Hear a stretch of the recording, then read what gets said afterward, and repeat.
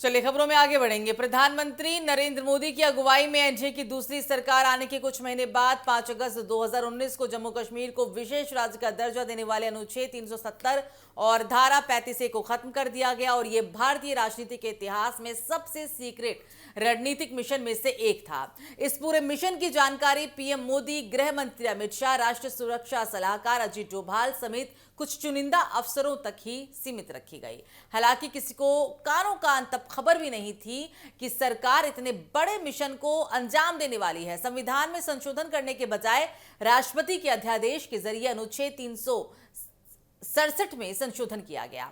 जम्मू कश्मीर के संविधान सभा शब्द की व्याख्या विधानसभा के तौर पर की गई। जम्मू कश्मीर में राज्यपाल शासन के कारण विधानसभा के अधिकार संसद के पास आ गए और सरकार ने राष्ट्रपति के आदेश के बाद संसद से एक बड़े सुनियोजित ढंग से यह प्रस्ताव भी पास करा लिया गया।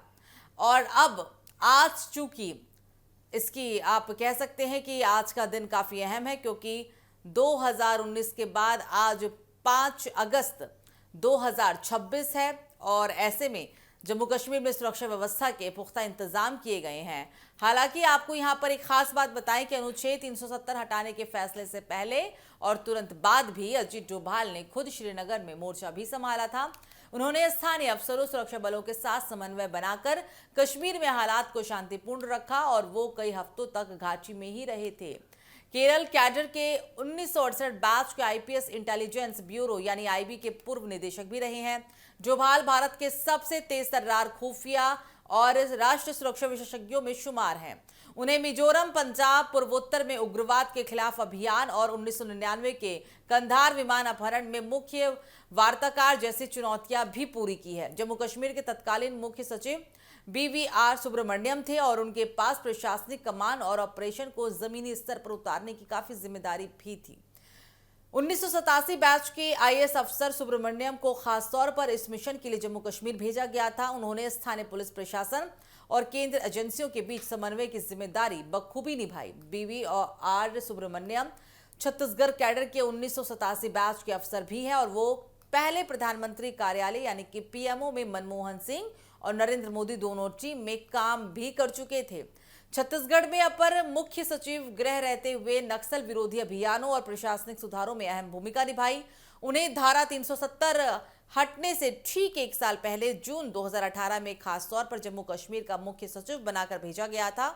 उन्होंने फैसले के वक्त प्रशासन, नागरिक सुरक्षा और संचार समन्वय को बखूबी पूरा किया।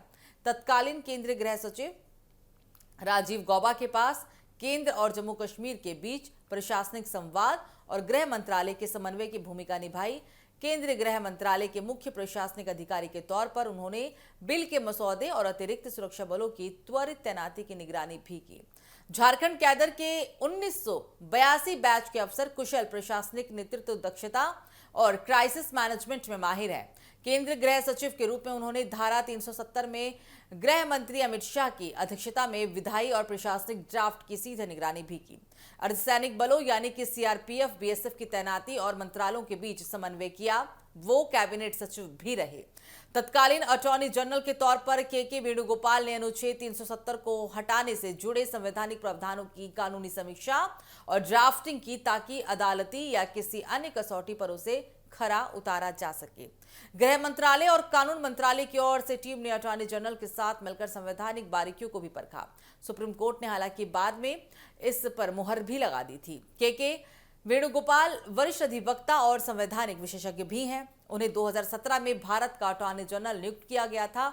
सुप्रीम कोर्ट ने हालांकि इस फैसले के बचाव भी उन्होंने इसको लेकर जोरदार सुप्रीम कोर्ट में पैरवी भी की थी। तत्कालीन राज्यपाल सत्यपाल मलिक के सलाहकार ने ग्राउंड पर 24 घंटे 7 दिन सुरक्षा समीक्षा की जिम्मेदारी संभाली और पहले आईपीएस अफसर के विजय कुमार ने हालांकि राज्यपाल सत्यपाल मलिक के सलाहकार के तौर पर सेना, पुलिस और अर्धसैनिक बलों की तैनाती का ब्लूप्रिंट भी तैयार किया। तो ये वो अफसर जिन्होंने 5 अगस्त 2019 को जब विशेष राज्य का दर्जा हटाया गया था, तो उस दरमियान इन अफसरों की तैनाती कितनी जरूरी थी और इन अफसरों ने किस तरीके का वहां पर मोर्चा संभाला हुआ था, इसकी जानकारी हमने आपको दी है।